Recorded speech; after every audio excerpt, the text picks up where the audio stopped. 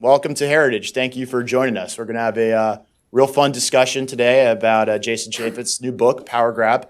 And to introduce him is Senator Mike Lee, a great friend of Heritage and a best friend of the Constitution.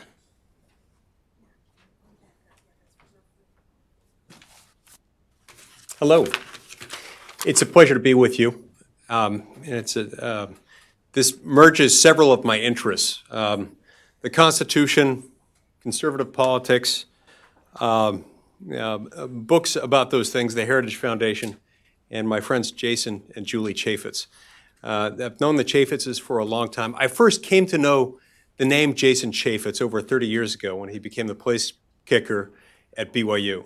He's really good. To this day, he holds some records, including the most successful points after touchdown scored in a single game, and I think in a single season.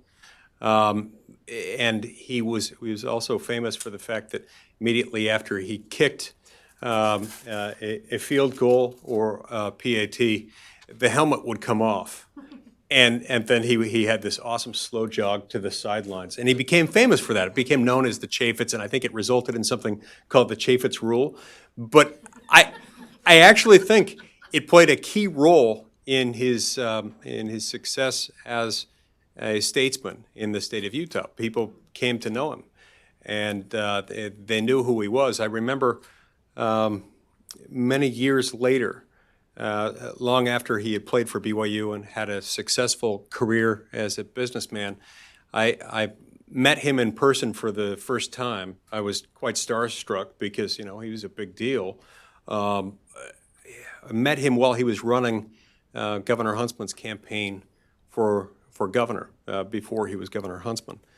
And Jason Chaffetz himself convinced me that John Huntsman was the man to become Utah's next governor in 2004. We had a long conversation about it at the Utah County Republican Convention.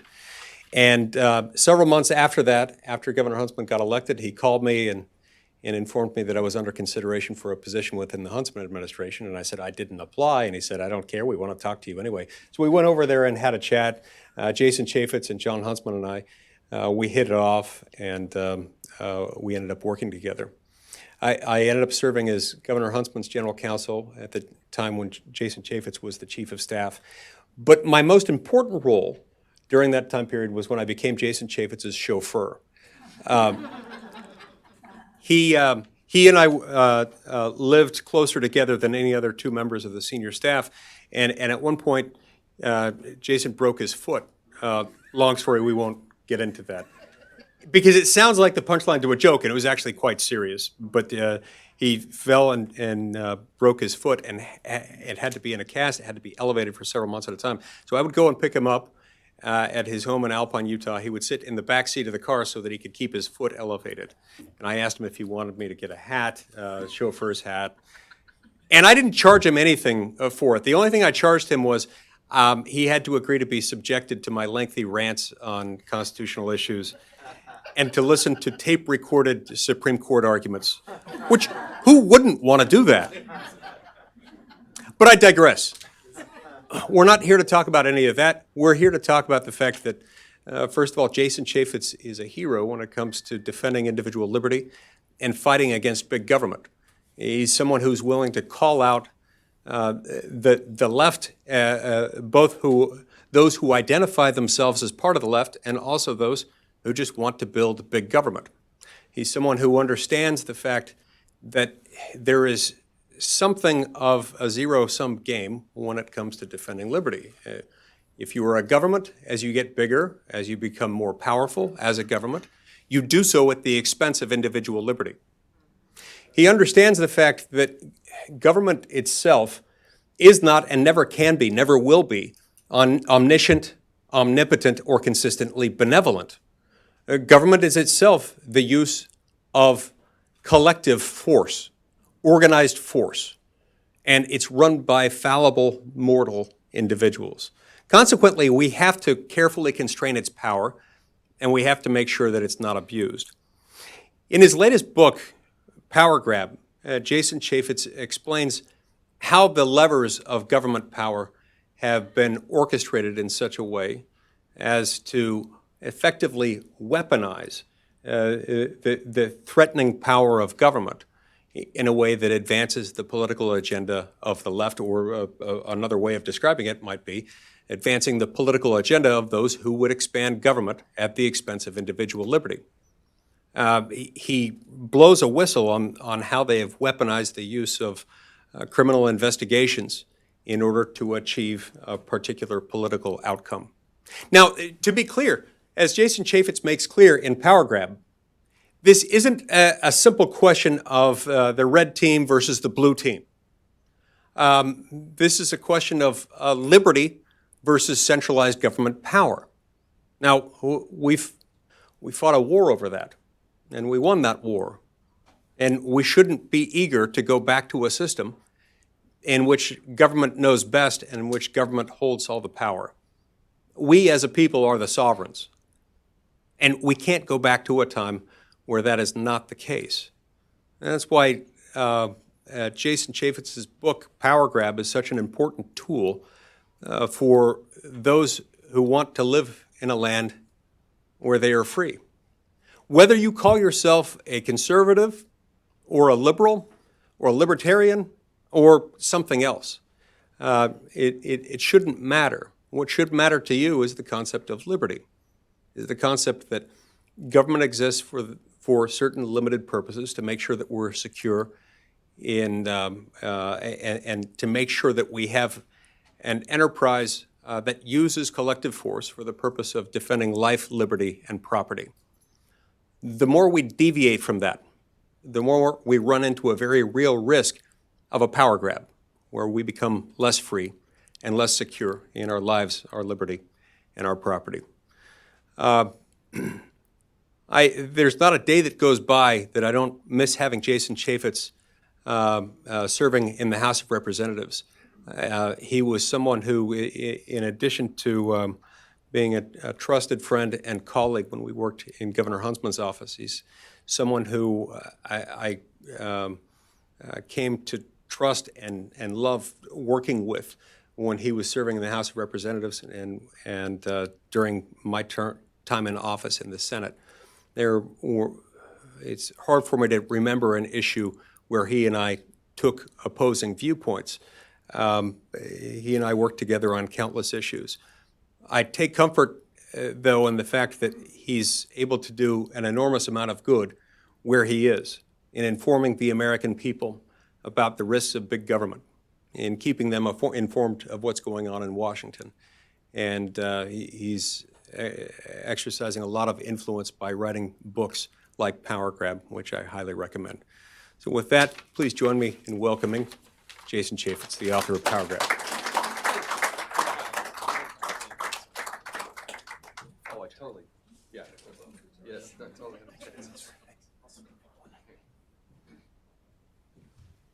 Well, thank you. Thanks for having me. Thanks for being here. Thanks to Senator Lee. I appreciate it. He had a vote, and now he's got to hustle back because he got another vote on the floor there. So probably best that he do that. So besides, now I get to tell Mike Lee stories while he's not here. So that's even better.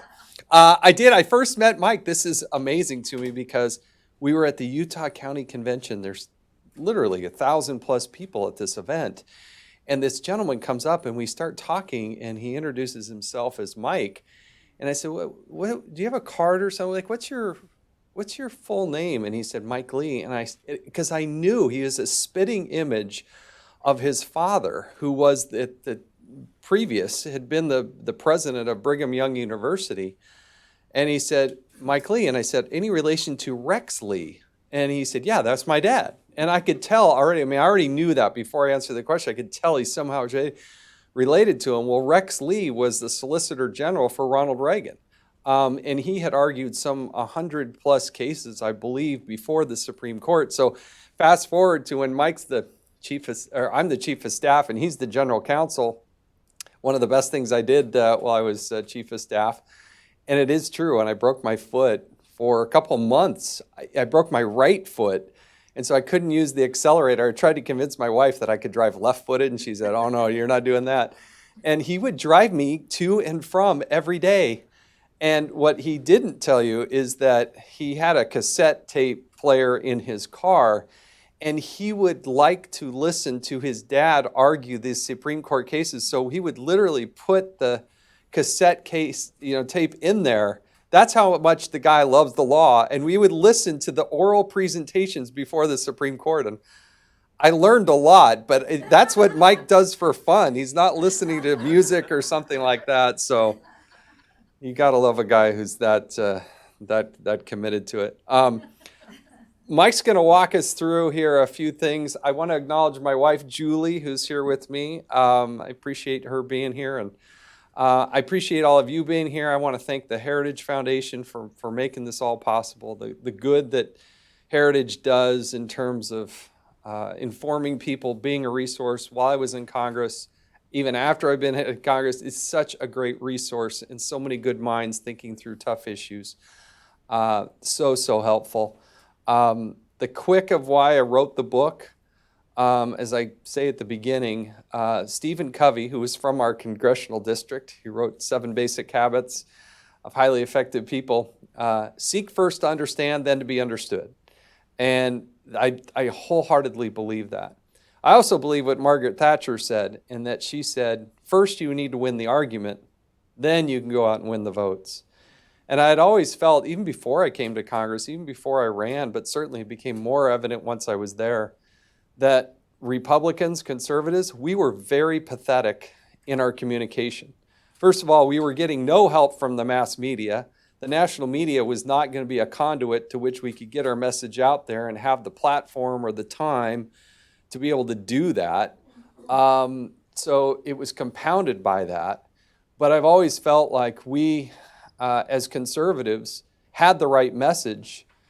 We just didn't say it very well, and we didn't say it enough. And I remember when I was first in Congress, I met with Eric Cantor, who had a senior position at the time, because I had been invited to be on Fox News, and I couldn't believe it. And so I called up Eric Cantor and I said, are you all right if I go on Fox News? And he's like, Jason, are you kidding me? You need to go out there as much as you possibly can to get out our message, and go on every other network you can possibly get on and talk about why you believe what you believe. It was the right answer. It was good advice. And I would argue that we need more people who can get in front of those cameras to go on all the networks to talk about what it is we believe and give that perspective.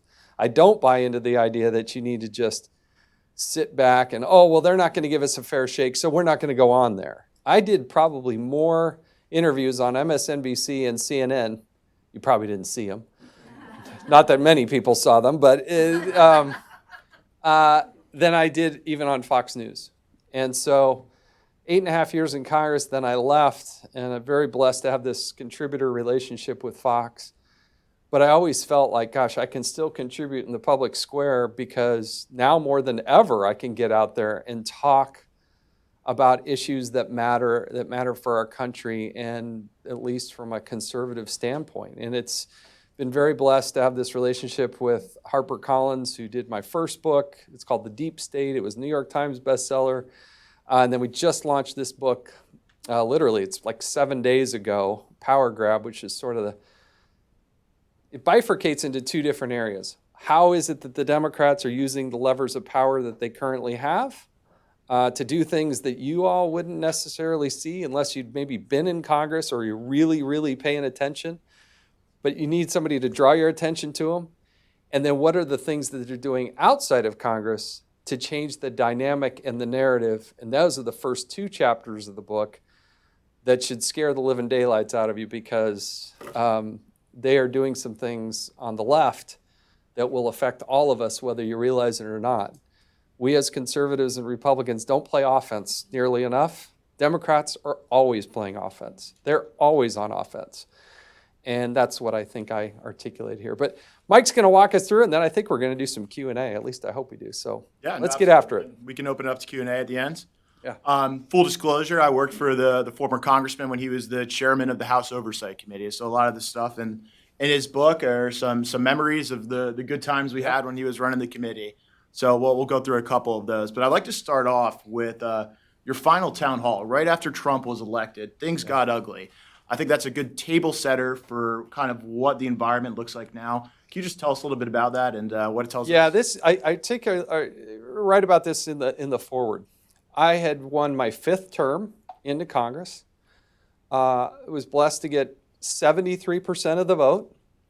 This was roughly 4 or 5 weeks, as I recall, after Donald Trump had been sworn in. So we're talking, the heart of winter in Utah. And all of a sudden, I'm having town hall meeting. Now, I have had, I don't know how many town hall meetings. I love the town hall meetings. Usually a group about this size, people can interact. I learn a lot by the questions that they're asking. It's a good format. The quick of it is, Democrats got a hold of this, and they had this group called Indivisible Utah, which had a national presence, but they had a specific manual about how to take over a town hall meeting. This thing blossomed and blew up into 1,000 plus people that were showing up, and they wanted to create this illusion. Okay, it's a recurring theme, but they wanted to create this illusion that a conservative Republican in a safe district who just happened to be the chairman of the Oversight Committee with the newly minted President of the United States, Donald Trump, was that his voters were mad and they needed to do his job and he needed to hold the president accountable and he needed to, do this and do that. And they had this long list of demands and things that they wanted me to do, much of which I didn't think were within the purview of the United States Congress. And so much so that it got out of control, and you got to read the account, but we had 30 plus police officers, you had people openly carrying weapons with masked in the parking lot. We had SWAT teams. It turned into quite a fiasco. The highlight of which I'll give you is that there were 2 members of the national media that had shown up. Now, I don't remember ever having national media show up to my town hall after I won my 5th election with 73% of the vote. We're weeks into the 115th Congress. Really? Well, this one reporter, she insisted that she interview me. And I said, well, let me talk to her on the phone first. And I said to her, why are you here? Like, why are you here? Well, we have a source in San Francisco that says there's going to be a riot and perhaps a fire. And I said, really?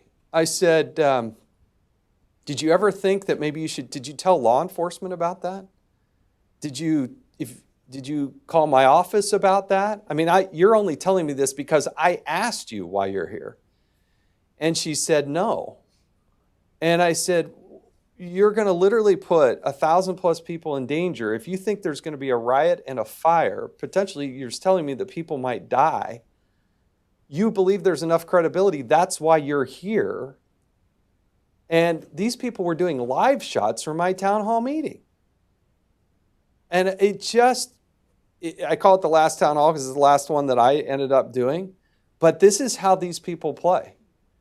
There is this kind of recurring theme in here that they really do believe on that radical far left side. They throw all these labels like fascist and all these really negative terms on Donald Trump. But what I see them doing is exactly what they claim the president was doing. That in order to protect our freedom, they need to take it away. In order to make sure the First Amendment's in place, they need to take away our rights under the First Amendment. I mean, it's just a recurring theme, but I could go on and on about this particular town hall meeting, but it was used as a tool and a prop.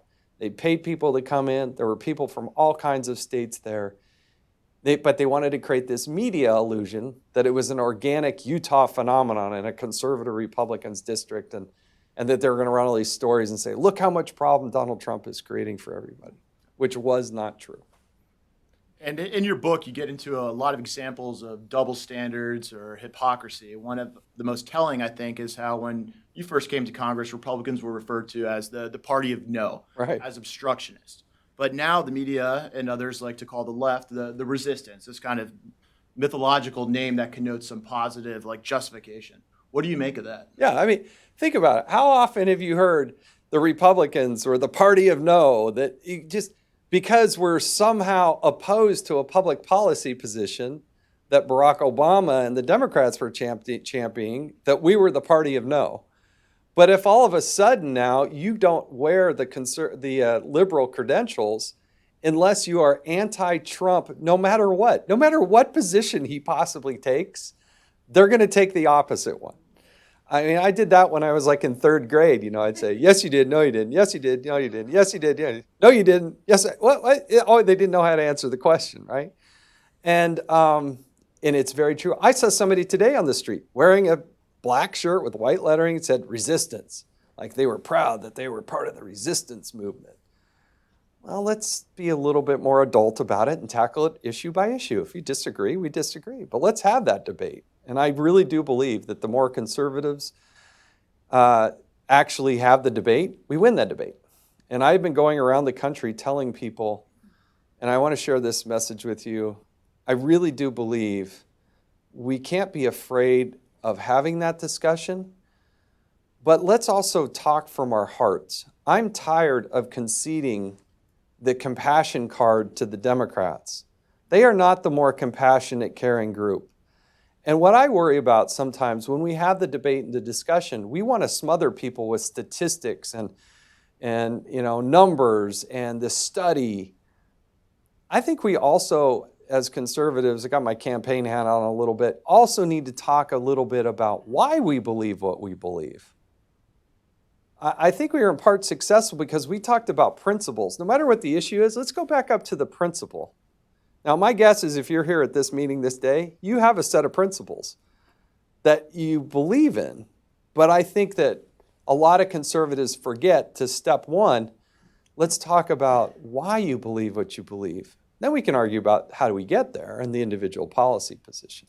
But that's not what Democrats want to shut down the debate.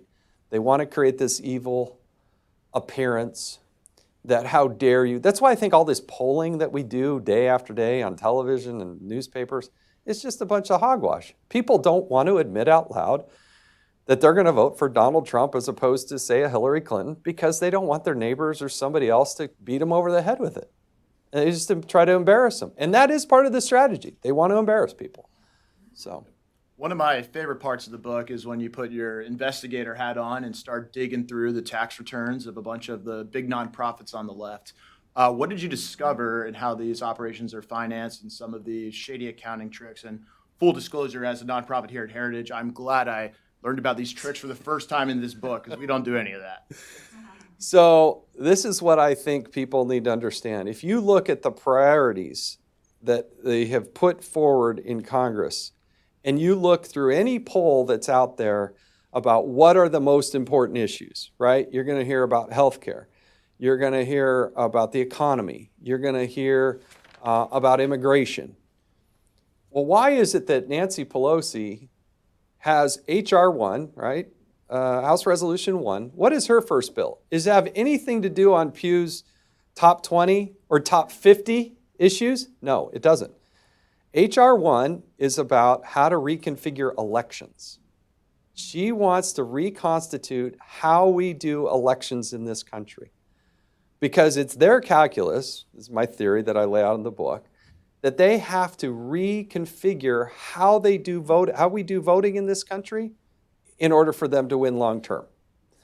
So, one of the weapons of war, I think, is something that I'm guessing 98% of you have never heard of before, and that is that they have learned to weaponize not-for-profits. Planned Parenthood, Southern Poverty Law Center, the ACLU, and I got a laundry list of them in there. We have been through what's called the 990. 990 is a form that they need to fill out essentially as the top line tax return for a not-for-profit. And what you're going to see consistently in these 990s is a for-profit entity called Grassroots Campaigns, Inc. There are 100 different types of organizations that this Douglas Phelps has been involved with. He's done fundraisers for Joe Biden. Barack Obama, when he first came out of college, went and worked for this organization, credited this organization, not Grassroots Campaign, Inc., but the one that Douglas Phelps is involved with, as teaching him all he needed to know about how to win campaigns. Believe him. Believe Barack Obama. This is how they learned how to do this. Here's the way it works. You are a 501c3, which is a not-for-profit, where you can get, if you make a donation, you get a tax write-off. Then there are 501c4s, which are allowed to engage in more politics, but have a different tax treatment on how you can write off your taxes. And talk to your tax accountant if you have questions over which one's which, okay? But these 501c3 organizations, as a not-for-profit, this gentleman here could go and make a $10 million donation. He's going to get a tax benefit from doing so. But that nonprofit organization is hiring a for-profit organization, Grassroots Campaigns, Inc., who will do fundraising. They will put on T-shirts, ACLU, Southern Poverty Law Center, Planned Parenthood, and then they'll start knocking doors. Planned Parenthood will go and knock on your door and say, hey, we're raising money, $50, for Planned Parenthood. You with us or against us? Oh, I love Planned Parenthood. Yeah, I'll give you $100. What does that tell you about that voter? What does that tell you about that person? Do you think they're going to vote for the Democrat or do you think they're going to vote for the Republican? Oh, you hate Planned Parenthood. You think they're an awful organization. Oh, ding, ding, ding, ding. There's a voter that we have now identified that we don't want to have voting in the next election. What they do is, because the for-profit entity has now gathered all this information, then they go and they work for the DCCC, the DNC in swing states, and they can go out and target individuals bypassing all of the campaign finance rules. If this gentleman wanted to participate in an election, his individual campaign contribution limit is $2,800. And there's certain things you can and cannot do with that money. But the problem here is, if you look at the charts we put in there, Planned Parenthood, for instance, over an 8-year period, every single year they hired Grassroots Campaigns, Inc. to do fundraising, they lost money. They did not raise as much as they spent. And then they'd hire them again and spend more money with them. They lost something like $11 million over 8 years. Why would they do that? Why would they do that? I raise that as a question because if you're going to have the IRS do an audit, this is the place they should be doing an audit, because they are strictly prohibited from engaging in this type of campaign work, and yet they are blatant about it. And I wish everybody would realize it. Second part, and I got to move quickly here. I address it later, not in the first 2 chapters, but later on HR 1, I can't remember which chapter number it is, about vote harvesting. Now, you may have heard about this term, but basically, Democrats in legislation have supported the idea, they want to make this law everywhere you go, that you do not have to be present to actually vote. Vote harvesting allows somebody, not to pick on this gentleman here, he just sat in the prime seat here, can go around. In fact, there's a Los Angeles Times story about this woman who is an undocumented person. She's here illegally. She's just here illegally, going out and collecting ballots from all of you. Can go knock on your door and say, I know you didn't get to the poll. I know you didn't want to fill out your ballot.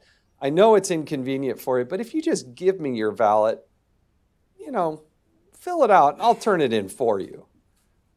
Anything you think could go wrong in that sort of scenario? Yeah, a lot can go wrong. If you look at I believe it's 8 seats in California that the Republicans lost in the last election, there were thousands and thousands of votes that showed up after the deadline that came in, oh my gosh, miraculously in favor of the Democrats. And in proportions that were totally different. Why are we having this special election in North Carolina? It's illegal to do vote harvesting in North Carolina. Ironically, Joe Kennedy, congressman from Massachusetts, complained about it. See, the Republicans are cheating. You just voted on legislation to make this legal everywhere in the country. This is but one thing out of a list of 30 that the Democrats are trying to do to grab back more power, change the way we do things, and if we don't open up our eyes and be cognizant of it, they're going to blow through this.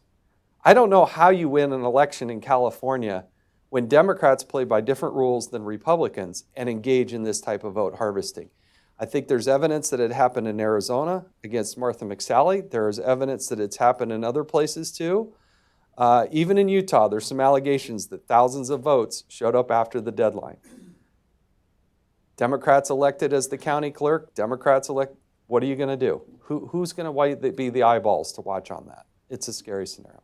Well, congressional oversight has changed quite a bit since you left Congress, and unfortunately not for the better. Yeah. Certain things were out of bounds when you were there, but now it seems that the more personal, the more vicious, the more likely the left will call hearings and investigations into these topics.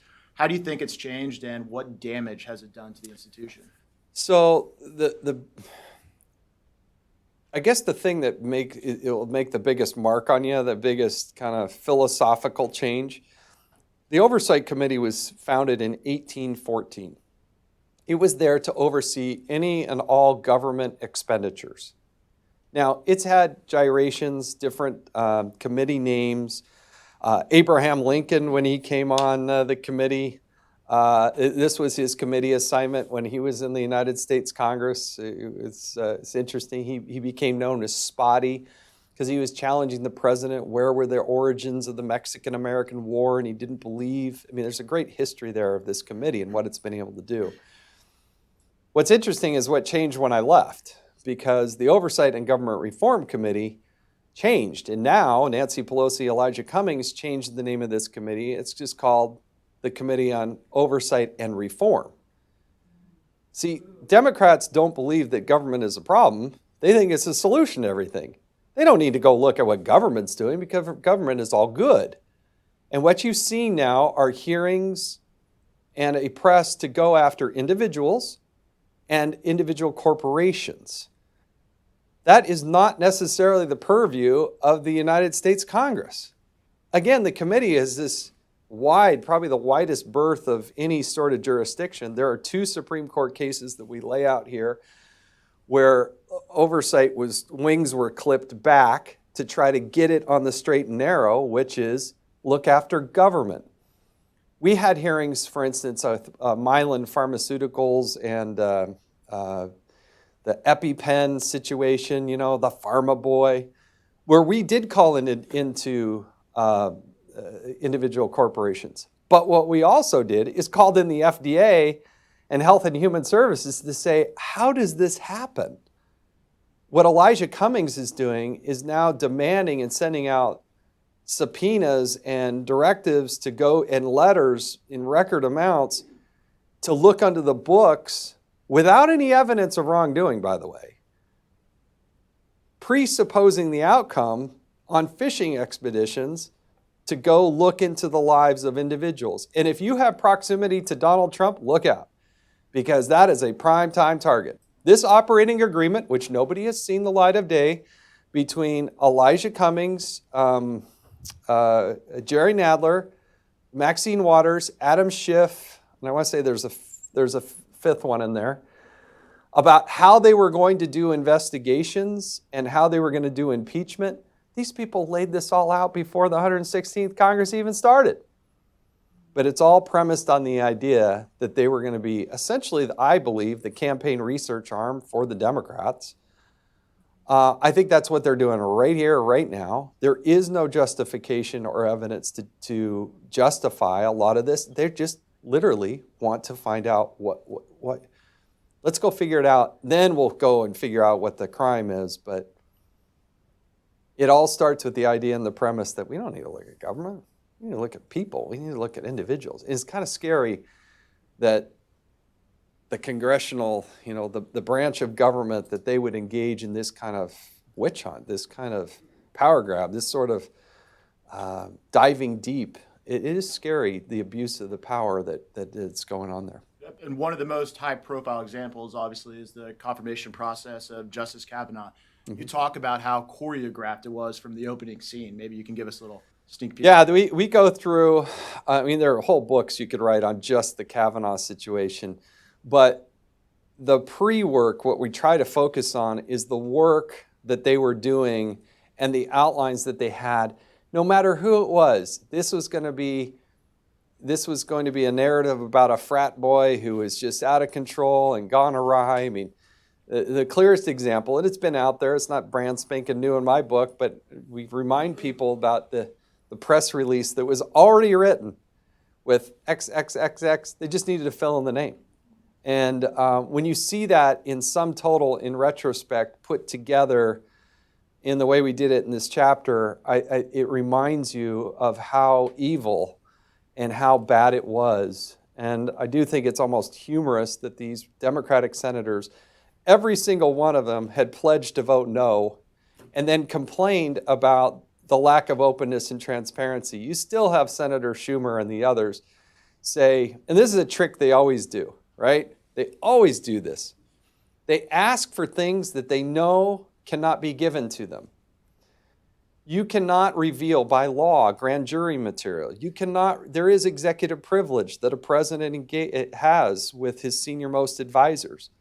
What Jerry Nadler does time and time again, and they did it in part in the Kavanaugh situation, is they ask for information that the president has executive privilege on. It's the same claim that Barack Obama claimed. Believe me, I wanted to get Ben Rhodes before our committee to talk about that Iran deal. And I invited Ben Rhodes to come testify before the Oversight Committee. He was in the New Yorker. He was doing public speeches. Well, certainly he has time to do all the media and public speeches. He can come talk to Congress about this. Oh, no. They claimed executive privilege. They said there's a separation of powers issue, and I dropped it. I didn't issue a subpoena.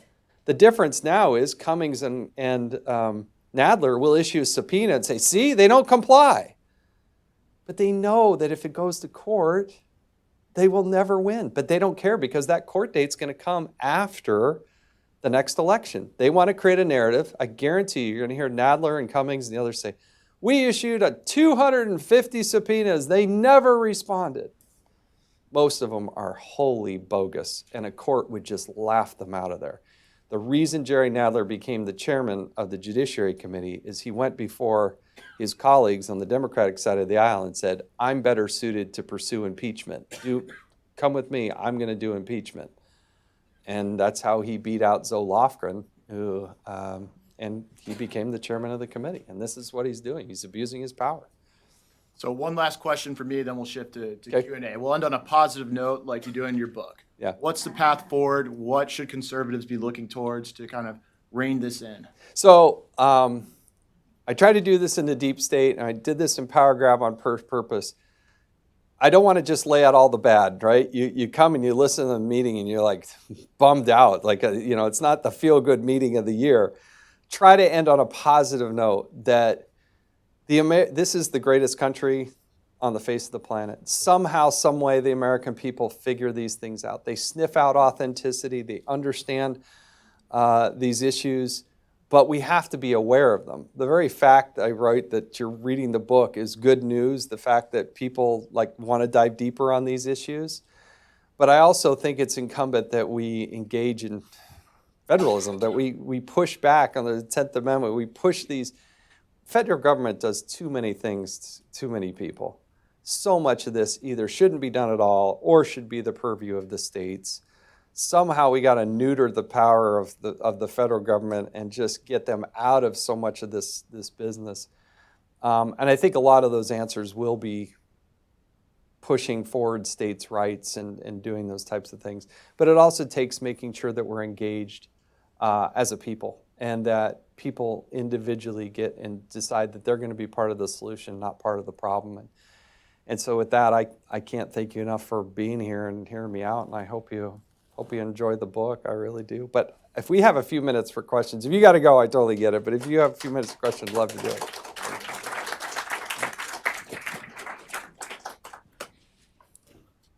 Yeah, right there. You mentioned the conspiracy behind the town halls and creating disruption. And we know during the rallies, all the Trump rallies, that Project Veritas had that tape showing Democrat operatives saying they paid people to go to incite violence. Those are felonies. What they did to you, what they did to him. I actually went to the party and asked them, were they going to prosecute? It's a great way also to get discovery on the Democrats.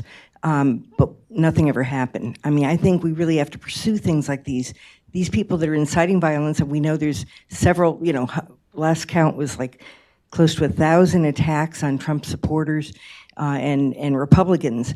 We've got to do something legally to really lay down the hammer. Yeah, I don't know that. I think there was one person who was arrested, and they basically took her out and then just released her. They didn't charge her with anything. They did detain her. She was going a little crazy. I can't imagine what it's like at Trump rallies. There's good and bad at this thing. First of all, the organic energy behind Donald Trump. You could go anywhere in this country and probably get 100,000 people. I look at the Democrats. A Joe Biden rally. They couldn't pay enough people to show up to fill a high school at the auditorium with those folks. I agree with your premise in general, overall, because I think you see this everywhere from what U.S. Attorney Durham's dealing with at the FBI. I think there is a huge swatch of Americans who does not believe that there's an equal application of justice under. It's one-sided. And it's unfortunate, and I think my grandfather was a career FBI agent, and I think if he looked at the FBI today, he would cringe.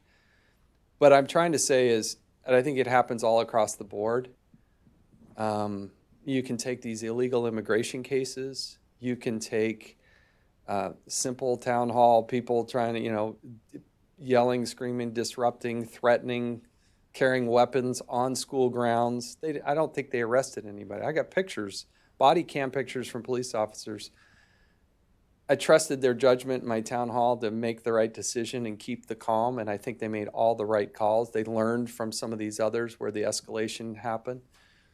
But then I look at Portland, and I see, Antifa and others just running roughshod, and nobody's arrested, let alone prosecuted. And I think that's wrong, and I think conservatives are right to point that out, because I think we've been on the receiving end, and it's gone on too long, and there doesn't seem to be any consequence to truly threatening or aggressive behavior where there's an actual assault. I think you touched on something that's much bigger and broader than my town hall stuff. Yes, sir. What's the likelihood? I think they're broadcasting part of this, so we're going to put this. Will Trump win 2020?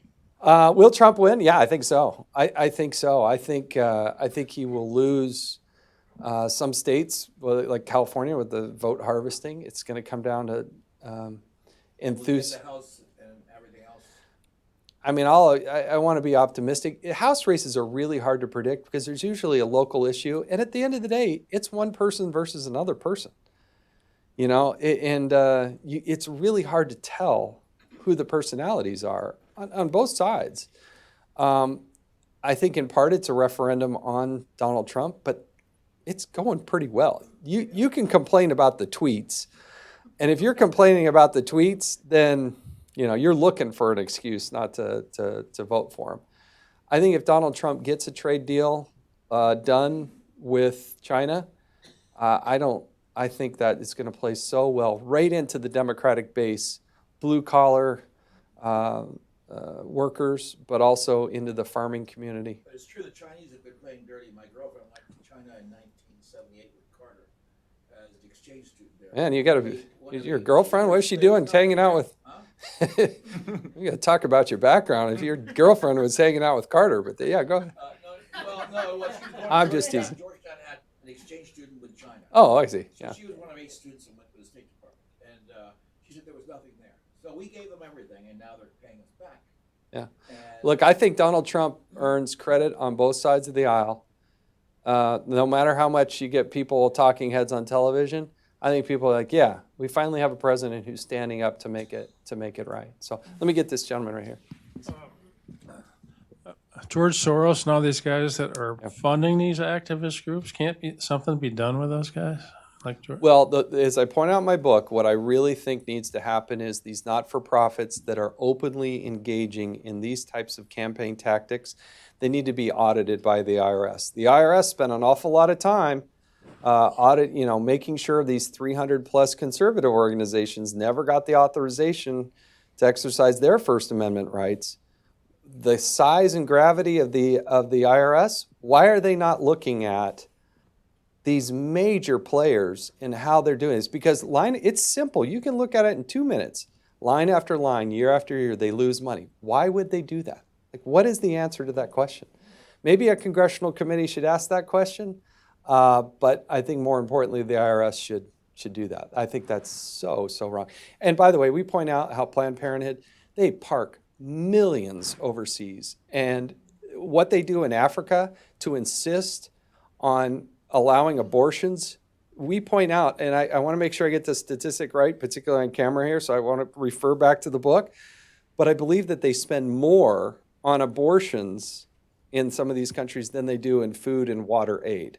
It's kind of disgusting what they do there. So, yes, ma'am. Thanks for what you're doing and for the book. I think that, I don't know if you would agree with me, but don't you think that an uneducated electorate is why we have this blatant power grab? That's a big part of why the whole premise of my book, the whole idea is that you have to, again, seek first to understand, then to be understood, and make sure you win the argument before you go out and try to win the votes. If you don't make this argument and inform people and say, do you think it's right that a not-for-profit charity is engaging in politics? I think most people say, no, they shouldn't be doing that. But you have to engage in that. I totally. Wouldn't you say, though, that we have one of the largest, as the millennials come of age to vote, and excuse me, and the generation behind them. I taught school for 10 years, and you probably know where I'm going with this. I would love to see us make a case for return of the school systems to local entities, not national, not the NEA, not the U.S. Department of Education. Look, I signed on to the bill that said there shouldn't even be a U.S. Department of Education. Let the money follow the kids. We should do this at the local level. As I look back at our kids, all went through public school system, very grateful. We had a good education system, pretty good, I think, in Utah. But history, civics, that's what I taught. and financial education, like how to do a checkbook and stuff, was like almost non-existent. And it was really pretty pathetic. But you have situations where teachers like me who are conservative and I never ever stood in front of my classroom and said, I'm a Republican and I want you to vote Republican. I told my civics class, I said, before you leave this classroom, you will be registered to vote. And I said, that's all I care about is that you register to vote and that you go vote. The union rep came and talked to me.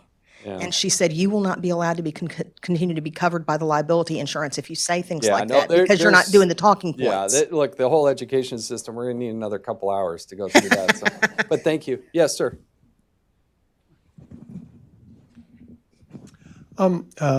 Just a quick question. Many think that we're losing Fox. And for those of us who are watching it a long time, it's changing dramatically. And that's a big deal for us going forward. What can you say and what can you smile at? No, I'm glad you asked that question because, when I showed up at Fox and I had an offer from another network as well, and I went with Fox, and Fox, I said, all right, so what do you want from me? What do you need from me? They said, just you be you. If you we just want your gut, we want authenticity. However you see it, you call it. Don't think that you have to support the president. If you do, great. If you don't, that's great too. But whatever you want. I think Fox is finding a niche in a place, and what I appreciate about Fox is that it is the only place that I know that truly opens up the debate to both sides. And I will tell you, as a conservative, we should never, ever be worried about hearing from the other side as well. Because you know what? It makes my argument stronger. And if I can't win that debate, shame on me. So I love the fact that they're giving time and opportunity for Democrats and liberals to state their point. I look at it and say, are you kidding me?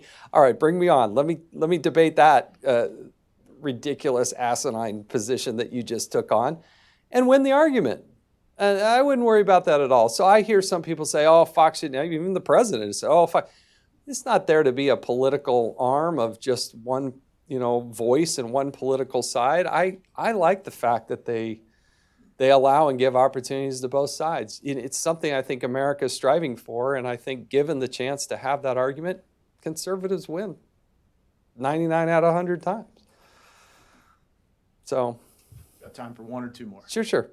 Yes. Going back to the NGO issue, Uh-huh. has the IRS shown any interest in looking into these? Because this sounds like a huge, huge negative impact on the country. So, I mean, has there been any interest or Well, the book's effort? 6-7 days old, so I'm hoping on y'all in Fox and others. I wrote an op-ed for foxnews.com. They let me on the air to talk about it. I'm doing the book tour. I'm doing all I can to draw attention to it, and hopefully there are some members in the House and Senate that will also do something along with it as well. But I think it's, for most people, it's brand new information. So we'll see. All right, one more real quick. Yes, sir. Sorry, the microphone there. Yeah, there you go. You've noted the nexus between the liberal camp, the NGOs, the media, obviously, Right. But there's the emerging power of the social media giants, the Googles, Twitters, what have you, that not only maintain enormous amounts of information about us, but control the flow of information and influence the actual discussion. What we're talking about, what the issues are. What's the appropriate response to this emerging power center? No, you highlight something that I think we'll all have to deal with. When I was the chairman of the Oversight Committee, I did something that never been done before. We created a subcommittee on information technology, not only emerging technologies and how the government spends $250 billion, $90 billion on 250,000 employees on technology. That's how much we're spending as taxpayers, but also to look at some of these dilemmas out there. I think it was more than 40, I think it was a bipartisan group of state attorneys general are now filing suit against these behemoths of organizations. As a conservative, I'm a little bit torn because I do believe as a private entity, they can do what they want to do. And if consumers don't want to go that direction, they can go another direction. Our own son was on Facebook and then a couple of years ago dropped it. He said, it's just a cesspool of negativity. It's a waste of my time. And I think he didn't like that his parents also got on and tried to friend him. So, that didn't help as well. But I think the court ruling is interesting that the president can't, the rule was that they can't delete followers. And I tweeted back as best I could saying, well, does the same hold true in that are they, as the Twitters and Googles of the world, can they hold back from allowing people to see the president's account and other people's account? I can tell you, if I put up a too conservative post, barely goes to anybody. And I've got hundreds and hundreds of thousands of followers, and it maybe goes to 1,500 people. I'm like, really? Are you kidding me? Why do you think 250,000 people on Facebook signed up as a like, and I put out this and only went to 1,500? Really? And then I'll test it. I'll put out something else, and it'll go to like 40 or 50,000 people. Really? Something in those algorithms is not being done in a straightforward manner. So, long-winded way of saying, I think people need to have exposure in terms of content. I think it's fascinating what Europe is doing in terms of the right to be forgotten. I think there are child issues that have not been dealt with. Previously, the law allowed a 13-year-old to sign up. What other instance do we allow 13-year-olds to engage in a contractual obligation? And if they decide as a 15-year-old that they no longer want their content in Europe now, they have to delete it. It has to be gone to the point that they can be sued for that. So lots of issues. Maybe Heritage will have me come back because I'm passionate about this stuff, but you highlight something that's very imperative. But at the same time, let's just be honest. As conservatives, the national media and the social media, they're going to be fighting against us. But you know what? At the end of the day, there's a reason why Donald Trump won 30 of the 50 states. Because I believe as I go around the country and talk to people, American people, we are still a conservative nation. We still believe in the basic tenets of conservatism. And that will win the day. But we do have to educate them. We do have to get out there and talk about these things. And I thank you for being involved and engaged. And I hope you like Power Grab. And I appreciate Mike Howell and Heritage for having me here today. So It's 1:02. I'm 2 minutes late. So thank you. Appreciate it. Thanks.